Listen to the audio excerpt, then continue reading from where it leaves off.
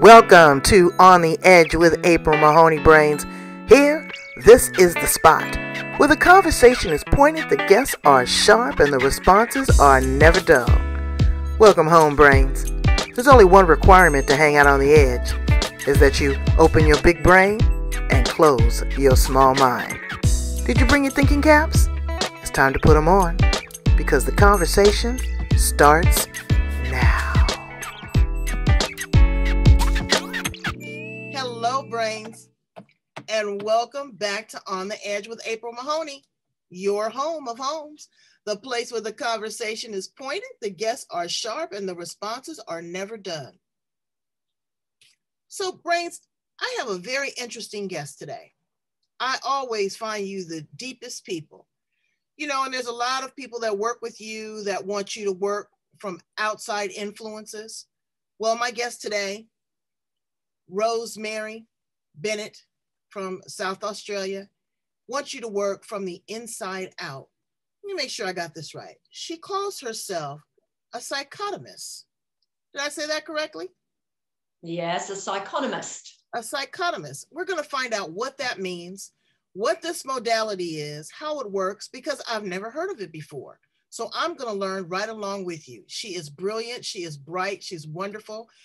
We have some great friends in common, other big brain thinkers, and I'd like to welcome her to On the Edge. How are you, Rosemary? I am fabulous. Thank you, April. Absolutely. Here in South Australia, we've just had the most beautiful shower of rain. I bet there's a beautiful rainbow outside too. Yes, we get some gorgeous rainbows here and double ones as well. I know. And the beaches there you have so many beaches there in Australia. We do. We have a beach actually on Kangaroo Island that is one of the top 10 in the world. Wow. Wow. So you are, I'm sure, one of the top 10 in the world. Explain to my brains exactly what is a psychonomist and how does it work and what do we need to do?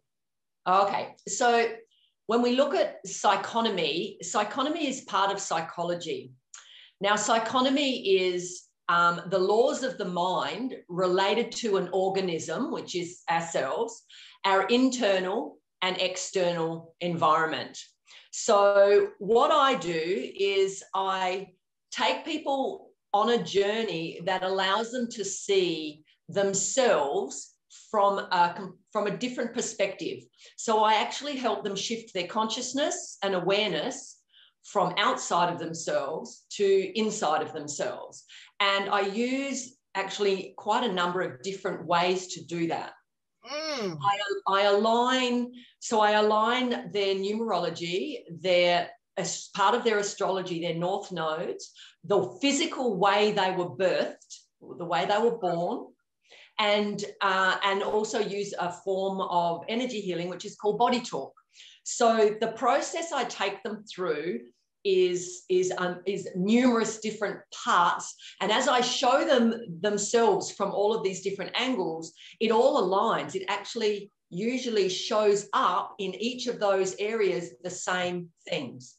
And then there's no, they can see themselves from those different avenues. And so they literally in the chair shift their consciousness, and I quite often can actually see it. So they'll become lighter. They'll be heavy when they come in with problems that they have, relationship issues. But I ask them when they leave, how do you feel? Heavier than when you came in or lighter?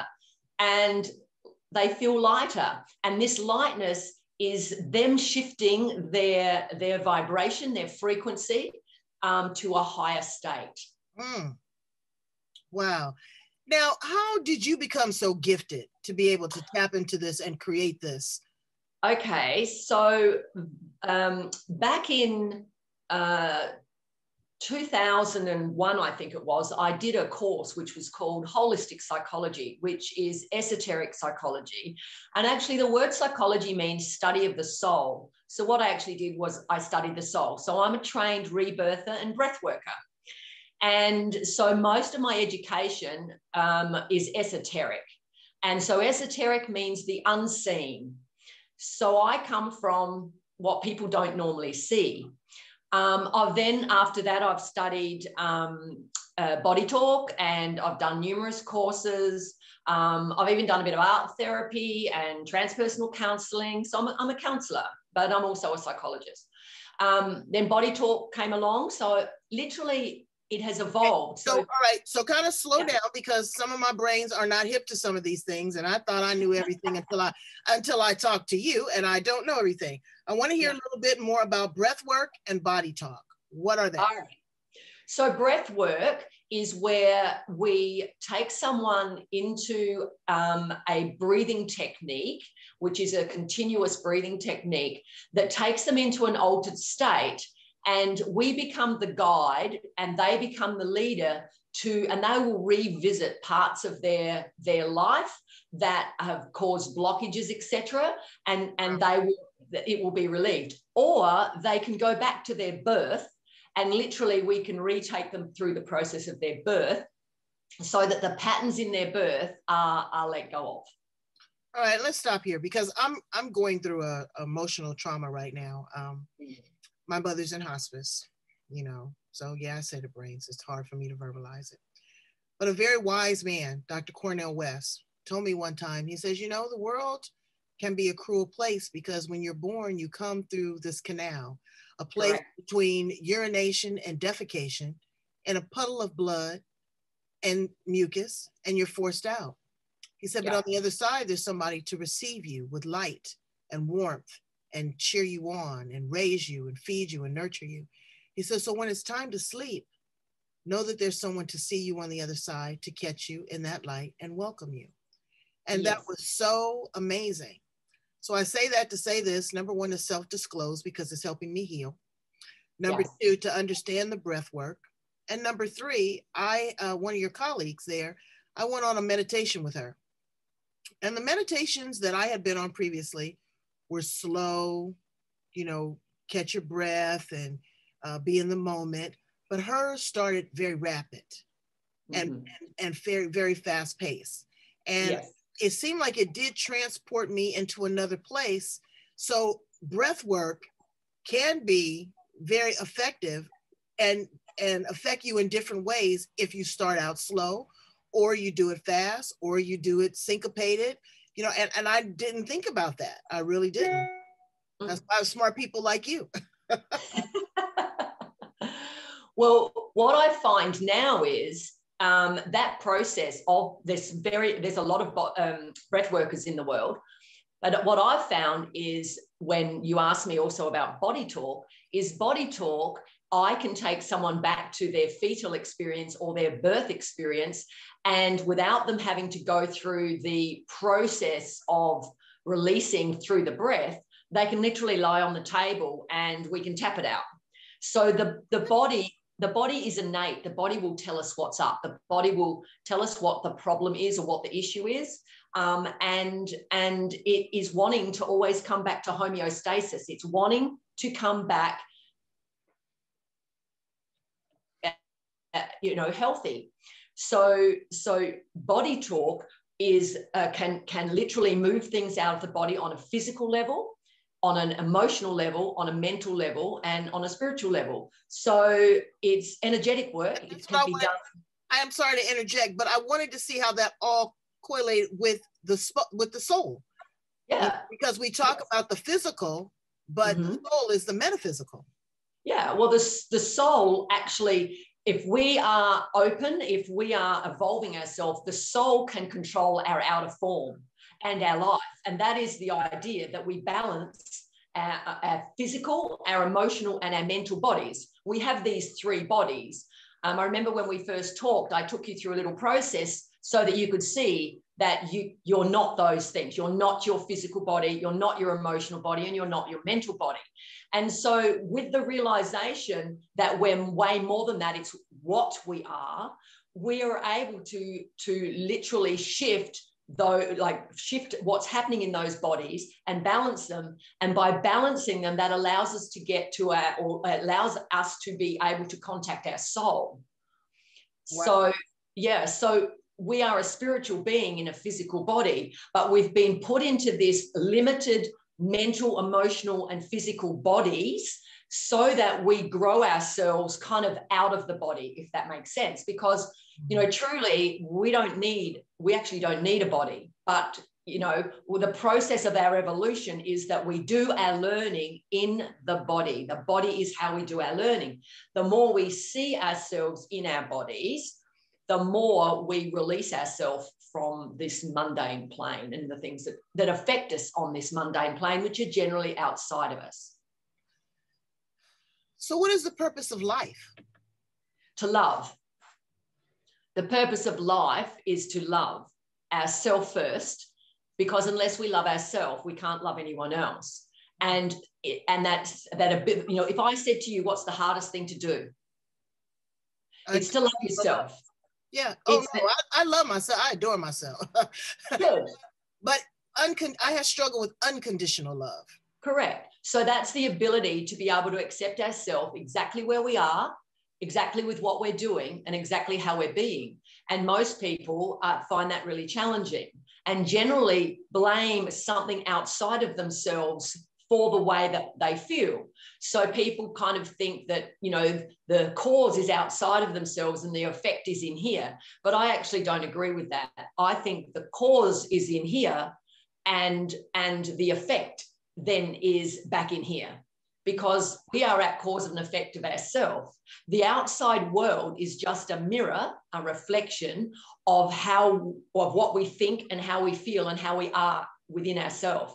It's purely a mirror. So the gift is the external environment showing us what we either like. So as an example, if we have an issue with someone and we don't like something about them, generally what we don't like about them is what we do to ourselves. Right, right. So if we have someone who's criticizing us, it's usually because our inner critic is really strong, and our inner critic is saying negative, that little voice in our head is saying negative things. If someone is bullying us, it's because, again, we bully ourselves with our thoughts. So our external world is the gift of showing us what we need to look at within ourselves. And our parents are our greatest gift, because they are unconsciously reflecting back at us what we need to learn about ourselves. Well, I may agree and disagree with you on that, because the big topic that has been coming up, and Brains, you will be hearing a lot more about that, is intergenerational trauma. This trauma that has come down from, we look at African Americans from slavery. Yes. And there has never been people that have really kind of pumped the brakes on that. There's a lot of people that are not bold enough, and I say bold because this is not for chumps, to work with you, to look at that internal critic and to do the work in an external world. It seems like you're fighting against the devil, an invisible enemy, like the coronavirus. You can't see it, and everything that you do is external. So how do you embrace this, this gift that you find within yourself with a limited amount of people that understand who you are and help you propel? Confused. Yeah. So what happens is when we shift our inner beliefs, when we shift ourselves of what we believe about ourselves in here and who we know ourselves to be, then the mirroring stops. The external environment will only give us a reflection. So when we are in a space of calm and love and peace, then the external world will show us that as well. Could you imagine a world, April, where everybody, if that what I just said was so, if we had a world where everybody loved themselves, which meant the duality would not need to be there, love would be reflected back at us. It would be, that's how it works. It's like our learning comes from within and then it is shown to us from without. And as soon as we change within, and I have so many clients that this happens to. I work a lot with relationships, and like they have bad relationships with a parent or parents, their partner, and children with their parents, very common. But when I do what I do with them, and when I get them to see within themselves and their own patterning, and they let that go, the external world, the person out there stops mirroring them, their lesson, because they've learned it. So if you look at that through humanity, if humanity was loving themselves, the reflection would be the same. The reflection would be love. And that's, yeah. All right, two things. Yes. Firstly, you're working with young people. Yes. Lives are ever evolving. I mean, my life is still ever evolving. Correct, yes. Things are changing. Things are coming in and out. There's different types of influences. There's world travel, there's conversations, there's relationships, their own personal relationships, there's adolescence. How do you work with, you know, for the lack of a better term, a body that's unstable? I could see, you know, a more mature person, 30, 40, with some life experiences, something to reflect upon. Yes. Where they are able to make that corrective action because they've seen their challenges. They know where they want to ascend to. But how do you work with a child that hasn't had that experience? Well, it's really interesting, April, because children are actually easier to work with because they don't have the baggage. They don't have as many beliefs in the world and negative beliefs in the world. They don't have the baggage of relationships, except their parental one and their friends at school, etc. So they're actually easier to work with. They flip quicker, they get it faster, and it shifts their life for the rest of their life. So actually, I love working with teenagers and young people because they shift it really quick. It's the fact that as we grow older, we have more relationships, and our relationships will continue to reflect back at us our lessons. Because if we don't learn them with mum and dad, whoever we're with will eventually project the lessons at us.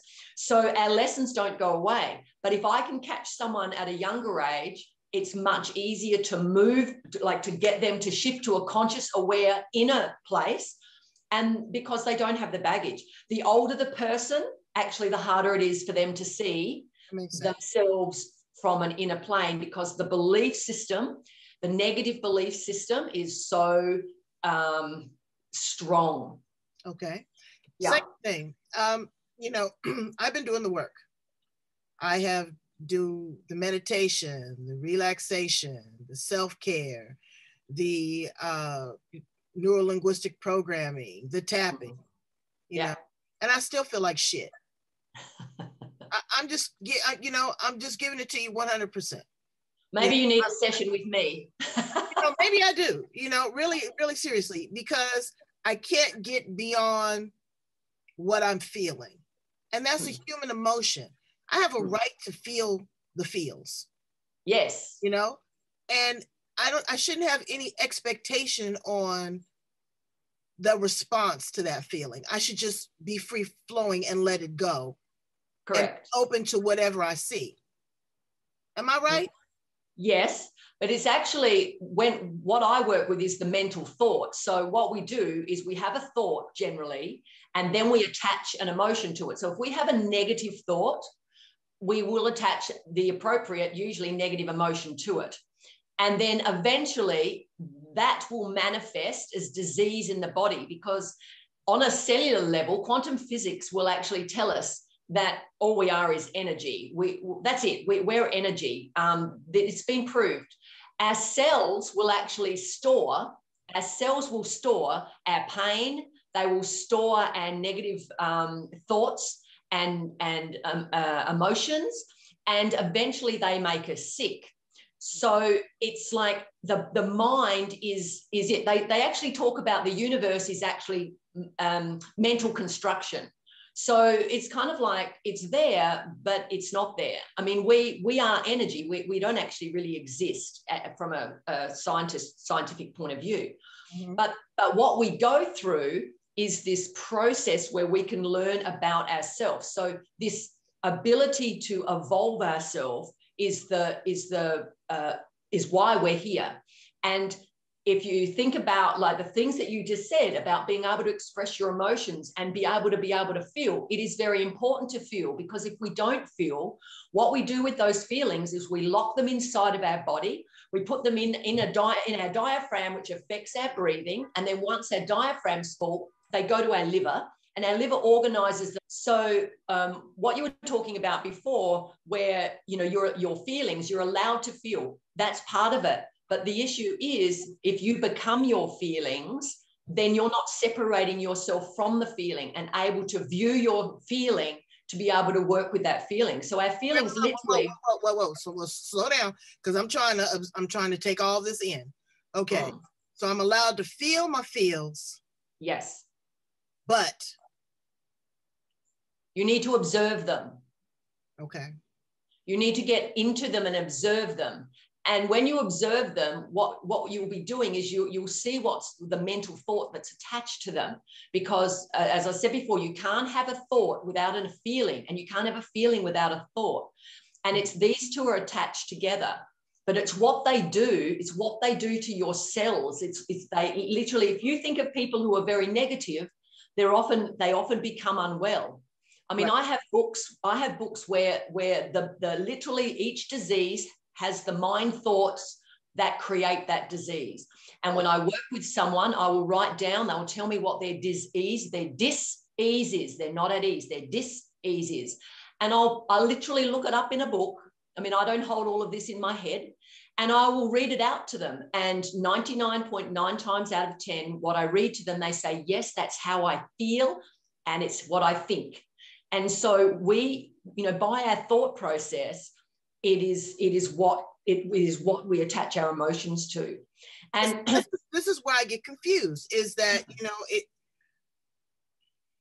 the emotion is a part of the expression. Yes. And the thought is how you react to it. I get all of that. Okay. But where I'm still at a loss is that I still go through the process. I still feel, I realize what this is. I can make a conscious choice on how I respond to that, but I still feel like shit. We've got to get you out of that place. Yeah, you know, and again, you know, sometimes I think you just need to sit in that place. Correct. You know? Yes. You don't have to get stuck, but you need to sit in that place so that you can understand and appreciate what is on the other side. Yes. And, you know, if you have the knowledge of your patterns and what you're here to work on, and the behaviors that don't work for you, and you actually see how you've come in, because it's like, you know, April, we choose the time we're born. We choose our birth. Our birth is perfect. We choose it. We choose when we come in. I believe we choose our parents because they're perfect. You know what? I'm sorry to interrupt that, but you have just validated. Someone else had they had an out-of-body experience. They died. For 6 months, they were in a coma. Yeah. And she said that she visited heaven, and that we pick our parents. Yes, we pick everything. Said that. Wow. You see what it is it's like when it's our time to come back incarnate into a physical body again, we choose the lessons. It's like there's a big board, and we choose the lessons that we're up to be able to do. And we never choose anything we can't do. We all choose this one thing the same, which is to love ourselves. Then what we do is we set it up and we choose the perfect parents, and we'll even bring them together if they're not already together. We bring them together. We will choose the parents that are perfect to reflect back our lessons, and we will choose the siblings, and we will choose when we come in. Are we the first sibling, the second sibling, the third sibling? We will choose where we come in. We will choose our name. We will choose exactly the time we're born and the way we're born. And all of those things are all related to setting up patterns so that we can then work through those patterns and come out the other side with the evolution, the growth, and the learning. Now, we're not here just to have a great time on the planet. Well, we are, because life is a game. It's just a game, and we're here to play it. We're an experiment. We're a spiritual experiment. That's what I say. We are this experiment. So you got to get on the court and play the game. But when people have an awareness about how things are put together and what they've come in to learn, it frees them up to look and see themselves from an objective point of view. And they can become detached from the little voice in their head, They can become detached from their emotions. I'm not saying they won't have them, because that's the emotional body. But we're not our body. We're not our physical body because we have awareness of it. We are not our emotions because we know what we're feeling. We can't be the emotion. And because we have mental thoughts, we cannot be the thoughts, because it's like if you say your name in your head, April, think your name. Mm-hmm. Okay. Did you hear yourself think your name? Yes. So that means, you know, the question is, who's listening to you think? Me, because I'm the thinker of my thoughts. Yeah, but are you? Because you're the observer of your thoughts. Ah. You are actually the observer. Your life is like a movie, and you have the opportunity, when conscious and aware, to watch your thoughts, watch your emotions, and watch your physical body. The movie, you are the observer, and it's the observer who creates their life.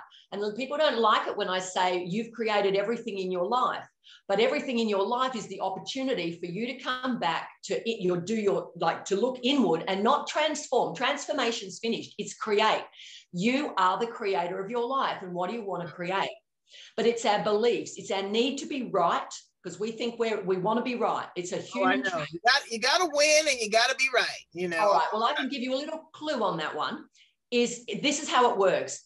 If you like to be right and you have a negative belief about yourself or others, then for you to be right, you must show up that way, and you will find evidence of that belief. Does that make sense? I'll say it again. Say it again. Yeah. So say, what's a negative belief you have about yourself? A negative belief. You're just making me expose myself to my brain. A negative belief that I have, I'm a bit of a dictator. I like that characteristic. Right. I'm a bit of a dictator. Okay, so the negative belief you have that you'd rather not be is you have a belief that you're a dictator. Mm-hmm. So for you to be right about your belief, you must show up as a dictator, and there will be evidence that you are dictating. Right. Now it's the same in our relationships. So if we've got a relationship and we believe something negative about that person, then for us to be right, how we believe them to be, we create them, because they must show up. For us to be right, they must show up the way that we believe about them, and we'll find evidence.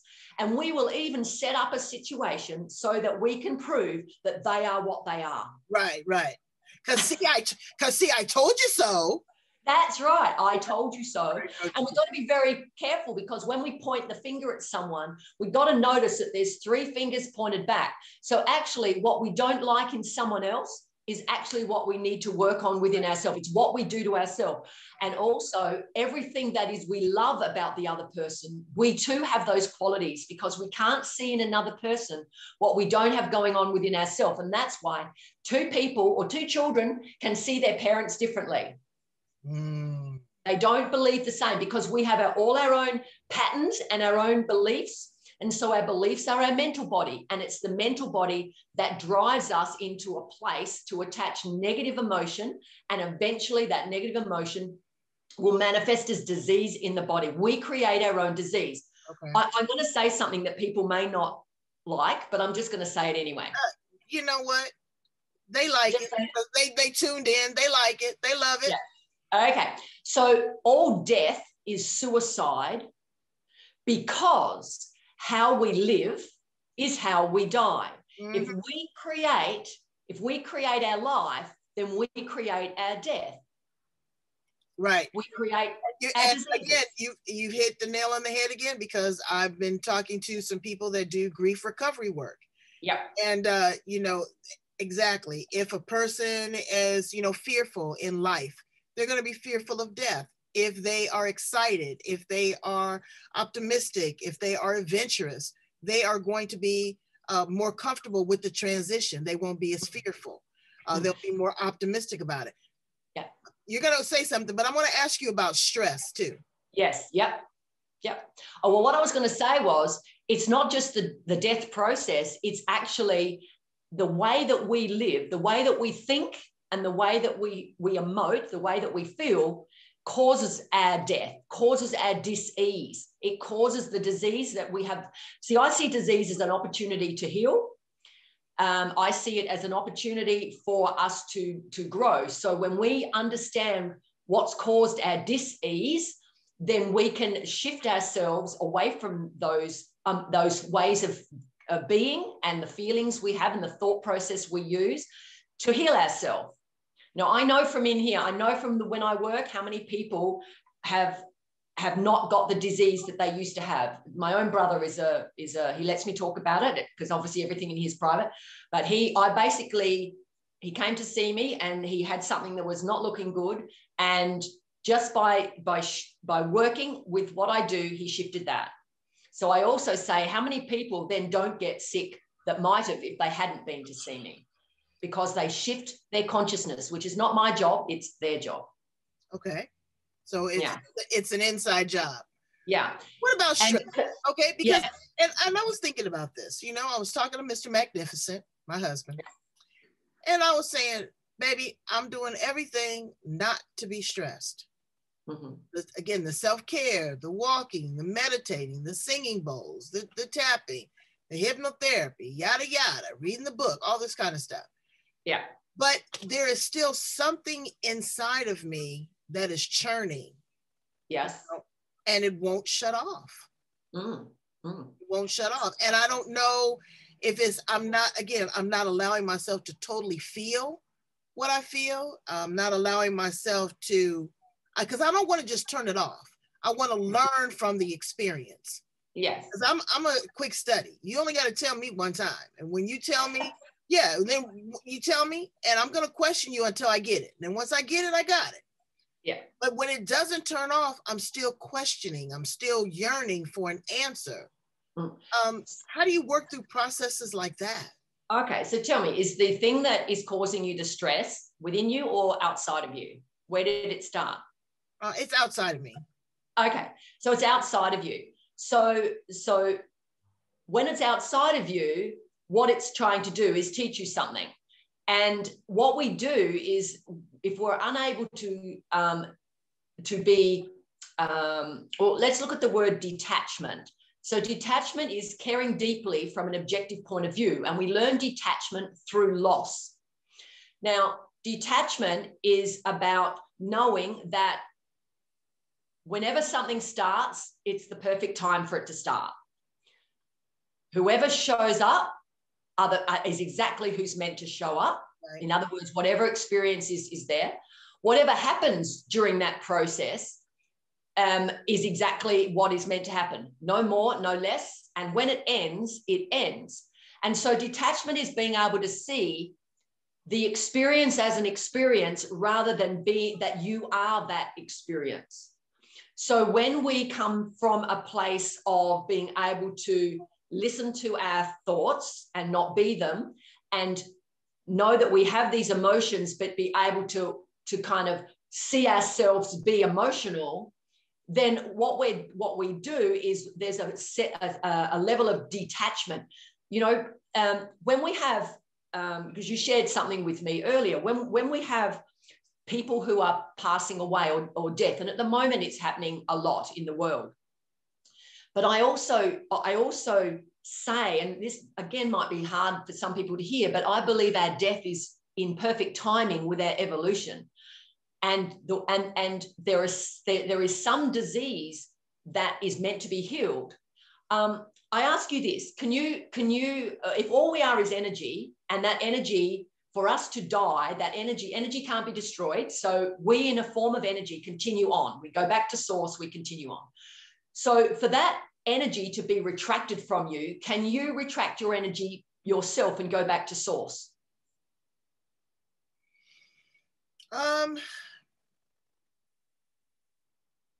The answer is no. Well, you know, I'm kind of at a quandary. Ask me the question again. Okay, so if all we are is energy and energy can't be destroyed, then there is a part of us that will go, that energy, the energy body that we are, will go back to source, go back to God, go back to whatever anyone wants to call it. So we never really die, but our physical body will. Now, Do you know how to retract? Because our energy is retracted via our 7 chakras. It comes in via our chakras, and a force works against it to hold us together, basically. So when it's our time to leave, if we don't know how to retract that energy to go back to source, then we have to get sick. We have to become diseased, usually, unless it's an accident, but most people end up with some form or forms of disease, and that disease is a disease that will take them off the planet because we don't know how, esoterically, to leave our body.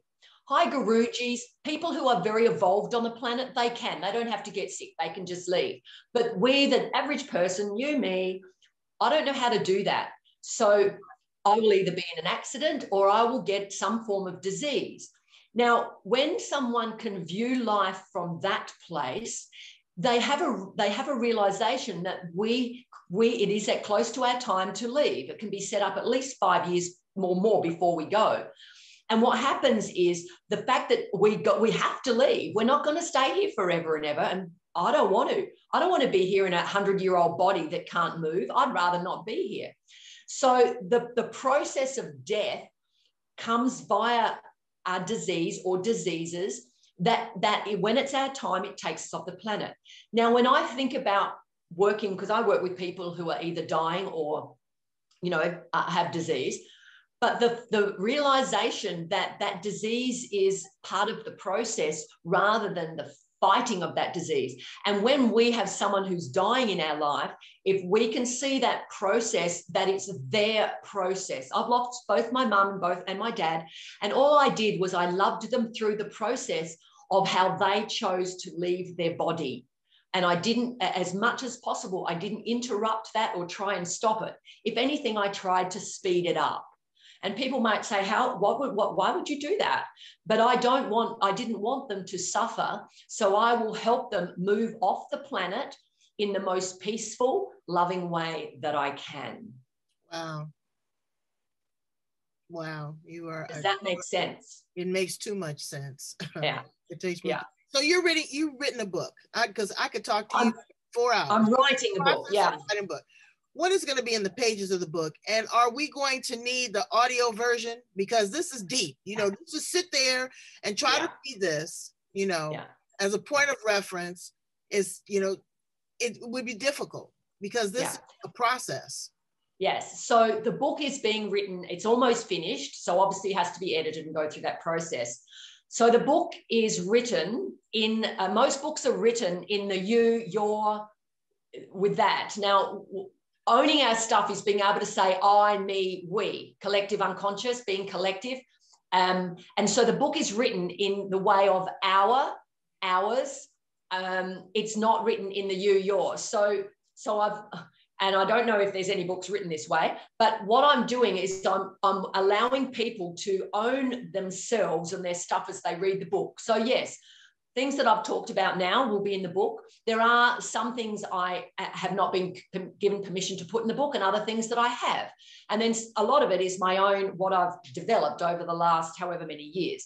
So in the book is a process that takes them from the start and takes them through. And then near the end of the book is all of these little analogies, etc., that can be looked at and read separately. They can open the book.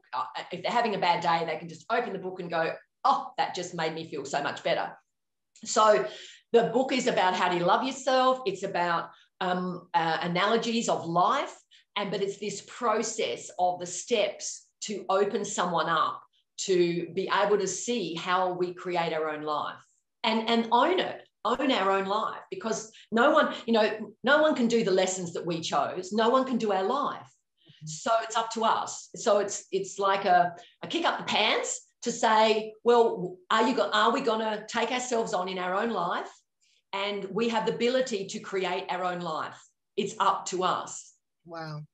Okay, Rosemary, I'm going to ask you one question before we conclude, because this has been riveting. What do you say to people that Rosemary Bennett is off the chain? She is unleashed. What is she talking about? This is some different stuff. I don't want to call it crazy because it's not crazy, because I get it. You know, I get it, I receive it, and I'm going to learn to process it. But what do you say to that person that's questioning it? Because this is some heavy duty, this is some heavy duty thought process. And I mean, you know, down in South Australia, you guys, I don't hear so much of the religious doctrine, you know, the Judaism or Christianity or Buddhism. I hear a lot of metaphysical energy, spiritual, but I also hear witch. I hear witchery and spirit, you know. Tell me a little bit about that. Okay, so we're the third race on the planet. So there was the Atlantean race and the Lemurian race, and the Lemurian race was Lemuria was out of Eastern Australia. And so the indigenous of Australia are actually one of the descendants from that Lemurian race. So we have a lot of culture. I mean, they tried to literally annihilate the indigenous here because they have so much. Yeah. So they have so much spiritual contact. And so we, you know, that Australia is a place that has this amazing connection to spirit. And, you know, I think it's a place which is developing that more and more. And people that are attracted here or incarnate here for that reason. And the other thing is we're on the opposite side of the world, and the other side of the world can't touch us in the same way that they do in the southern hemisphere, in the northern hemisphere. So being by ourselves, I think, is actually quite helpful. And we're a really old nation and we're a really young nation. And when we bring those two things together, it gives us the ability to tap into the new and to the old and the ancient. So I'm seeing that as the process of where Australia will go. Now, as far as when people say to me, you know, you're a nut, I just say to them, I say this: when someone comes to see me, I say, everything in this room is confidential. Take with you what works and just leave what doesn't. You don't have to believe anything I say. We are all at a different evolutionary level. And I don't ever presume to know where someone is, at what level they are. It's not my business. And I don't know. So I just allow people to take and absorb what works for them and leave what doesn't, because we all have that right. And if someone's not ready to hear something, they're not ready to hear it. And that's absolutely fine. Well, people will go into cognitive dissonance. You can tell them something and it can be right in front of, they can read it and they just won't be able to take it in. And that's okay, because that's where they are. So if I'm saying to people we're in exactly the right place at exactly the right time, doing exactly the right thing, then I can't force them into something that they're not ready for. Right. Because if you try to force them into it, they won't receive it. They could reject it. It could do more harm than good. Correct. Yes. Yeah. And I'm not for everybody. You know, there are people that I work with that, you know, I'm not for them. And that's why there's lots and lots of different therapists out there, and a person has to connect with a person that feels right for them. Right. Well, like I said, you are there for me and my brains. I absolutely adore you. This has been so helpful and healing. It's given me a lot to think about. I'm going to go back and watch it at least 3 or 4 times, take some notes and send you some notes. How can my brain send you some notes, Rosemary? How can they get a deeper dive on this? Can I just let also those that are listening to know that even though I'm here in South Australia, everything I do can be done online. Anyone can have a remote session from anywhere. BodyTalk is energetic work, can be done remotely. I do my sessions remotely, so people don't have to be here to receive a session. Well, that's good to know. It's good to know. And so how do they get in contact with you? So I have a website, The Psychonomist. I will spell that. It's psychonomist.com.au. So The Psychonomist, one word, .com.au. And they can go on there and have a little look at what I do. And I'm on Facebook as well, Rosemary Bennett, and I have a page on Facebook as well, which, of course, this podcast will be going on to. Well, no, this podcast is going all over the planet. It will be on YouTube. It will be on LinkedIn. It will be on Instagram. It will be on Facebook, and it will be played over and over and over again till you get it, brains. Thank you. I want you to get it, you know, and I know that it's a challenge, okay? But we're talking about a shift, a mind shift. Yes. So we are going through a spiritual warfare right here. We are going through a vortex. And yes. if COVID taught me nothing else, it taught me to be patient. And love. And love. You know, I always had love, but again, like I said, I work on that like as conditions on my love. So to try to, you know, be open to more things, I do that. But again, that comes with patience. Thank you so much, Rosemary. You are just a blessing, a blessing. And Brains, if you didn't get it, you better try to work on it because this is some good stuff. It's good stuff. Thank you so much. Come back and listen to other edgy conversations. All right. I adore you.